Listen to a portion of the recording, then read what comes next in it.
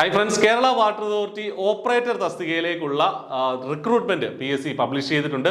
Direct റിക്രൂട്ട്മെന്റും ഉണ്ട്, അതുപോലെ തന്നെ ലോവർ തസ്തികയിൽ നിന്നുള്ള അതേ ഡിപ്പാർട്ട്മെന്റ് കാൻഡിഡേറ്റ്സിന്റെ റിക്രൂട്ട്മെന്റ് നടക്കുന്നുണ്ട്. KEE ഓപ്പറേറ്റർ ഒരുപാട് നിയമനങ്ങൾ വരുന്ന, ഒരുപാട് വേക്കൻസികളുള്ള 500-ലേറെ ഒക്കെ നിയമനങ്ങൾ നടക്കുന്ന ഒരു തസ്തികയാണ് KEE ഓപ്പറേറ്റർ എന്നുള്ളത്. അപ്പോൾ ആ ഒരു പരീക്ഷയ്ക്ക് വേണ്ടിയിട്ട് അപ്ലൈ ചെയ്ത് മികച്ചൊരു ജോലിയിലേക്ക്, കേരള വാട്ടർ അതോറിറ്റിയിൽ മികച്ചൊരു ജോലിയിൽ, ഒരു സർക്കാർ ജോലിയിലേക്ക് പ്രവേശിക്കാനുള്ള ഓപ്പർച്യൂണിറ്റിയാണ് 2026 നിങ്ങൾക്ക് മുന്നിലുള്ളത്.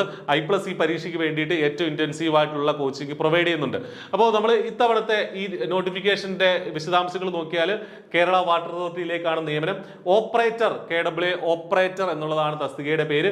27,200 മുതൽ 73,600 വരെയുള്ള ഒരു സാലറി സ്കെയിലിലേക്കാണ് നിങ്ങൾ സ്റ്റാർട്ടിങ്ങിൽ തന്നെ പ്രവേശിക്കുന്നത്. വേക്കൻസികളുടെ എണ്ണം പറഞ്ഞിട്ടില്ല, ആന്റിസിപ്പേറ്റഡ് വേക്കൻസീസ് എന്നാണ് പറഞ്ഞിരിക്കുന്നത്. പക്ഷെ നമുക്കറിയാം ഒരുപാട് ഒഴിവുകൾ വരുന്ന ഒരു തസ്തികയാണിത്. ഇനി ഏജ് ലിമിറ്റ് ശ്രദ്ധിക്കുക, 36 വയസ്സാണ് ഇതിന്റെ ഏജ് ലിമിറ്റ്. 18 മുതൽ 36 വയസ്സ് വരെ. 2/1/1989 ജനുവരി 2 ശേഷം ജനിച്ചവർക്ക്, ആ തീയതിയും ഇൻക്ലൂഡഡ് ആണ്, അതിനുശേഷം ജനിച്ചവർക്ക് അപ്ലൈ ചെയ്യാം.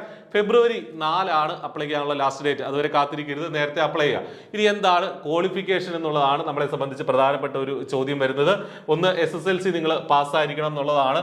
രണ്ടാമത്, national trade certificate awarded by national council of vocational training, trade of electrician, അതുപോലെ തന്നെ mechanic motor vehicle, electrical, mechanical, ഇത്രയും ട്രേഡുകളിൽ ITI സർട്ടിഫിക്കറ്റ് ഉള്ള ആളുകൾക്ക് ഇതിന് അപ്ലൈ ചെയ്യാം. ഏതൊക്കെയാണ്?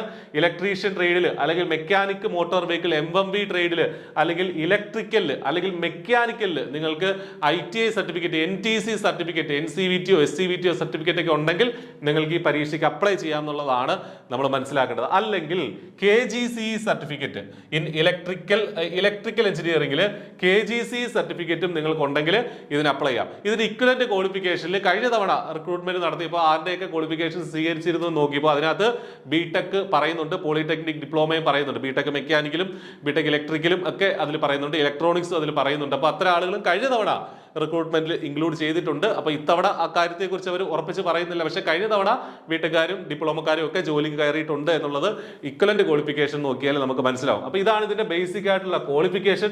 നമുക്ക് പഠിക്കാനുള്ള കാര്യങ്ങൾ, മെക്കാനിക്കലിലെ കാര്യങ്ങളും ഇലക്ട്രിക്കലിലെ കാര്യങ്ങളും ഒക്കെ നമുക്ക് ഈ സിലബസിൽ പഠിക്കാനുണ്ട്. ഒരു ITI ലെവൽ സിലബസ് ആണ്.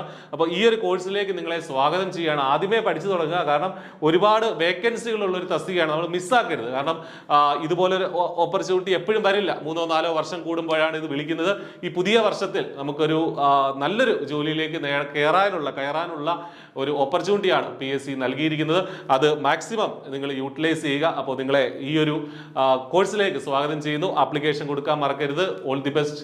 Thank you.